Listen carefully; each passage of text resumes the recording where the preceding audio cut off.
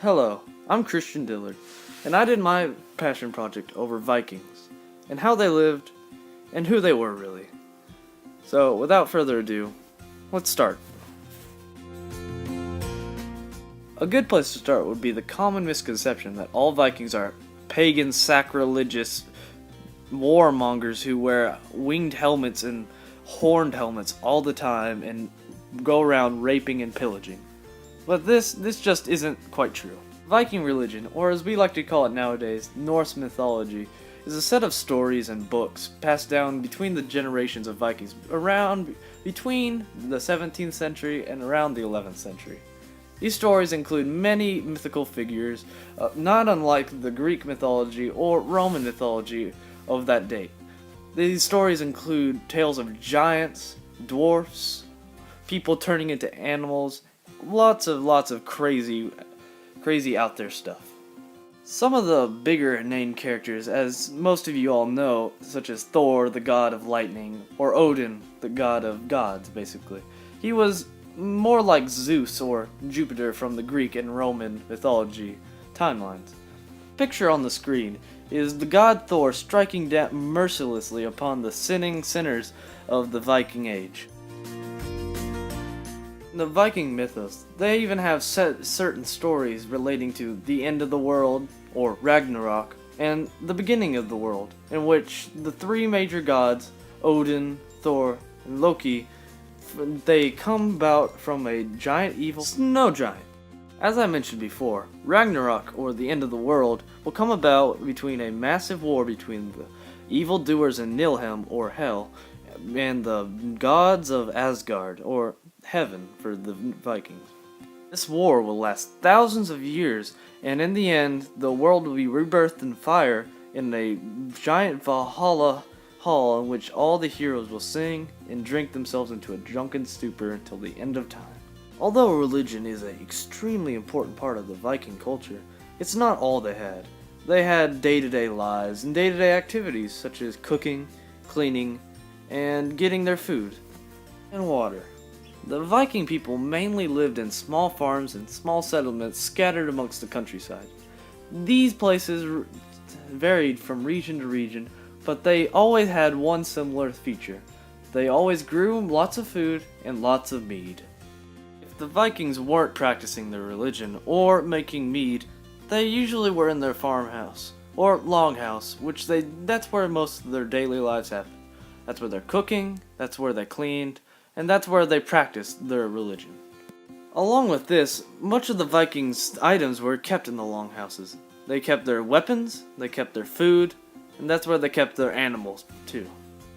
Another one of the major advances for Vikings was the discovery of animal husbandry. If they couldn't farm somewhere, they would just grow cattle, sheep, goats, and that's how they get their meat, milk, and cheese. Boy, do Vikings love cheese. Another animal that was highly prized in the Viking life would have been the horse. Horses were used to plow their lands, and they even used them to ride into battle. The horses in Iceland, Greenland, and Sweden were small, sturdy, and very willing to help out wherever they could. You may be asking, what's another agricultural item that the Vikings have? Well, I'm glad you asked, and if you guessed hay, you were correct. Hay was so important to the Viking lifestyle that they even made a law requiring every farmer to, in lands that they weren't doing anything, to grow hay so that they could always have enough hay to go on. Alright, so now you may be asking, well, if the Vikings didn't have horns on their head, or feathers on their head, what did they look like? Well, I'm glad you asked again. The picture above is what a Viking most likely looked like. Everybody in Europe at that time always looked about the same, although variations did exist. They always had the sheet, and they always had their little rope belt. The trousers that Vikings wore didn't have belts, and they didn't have flies. So you can imagine that it would be very hard to have these pants when you are a Viking. This means that they had to carry everything that they own or were willing to take with them along in their hands. Although most Vikings didn't have massive, epic, flowing beards that we now see today as a common misconception, they did have beards, and they were often considered a birthright or even a mark of adulthood in which a boy transitions to becoming a man. The video above is of my take on what I think a Viking would look like nowadays if he decided he was going to be a part of the real world. The amount of money and time I spent on this costume is ridiculous and not even funny.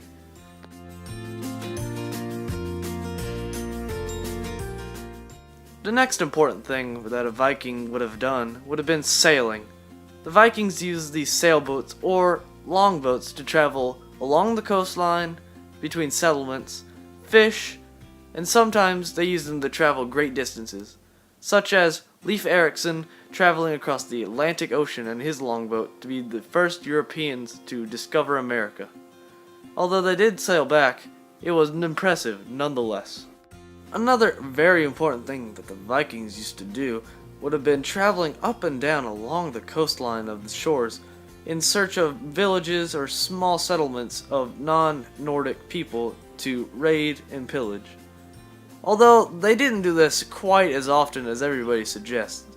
They did it a lot, and I can see how this would give the Vikings a very bad rap.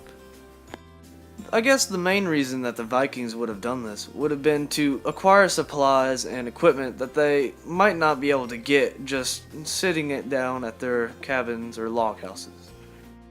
This leads us straight into our next topic, the martial arts.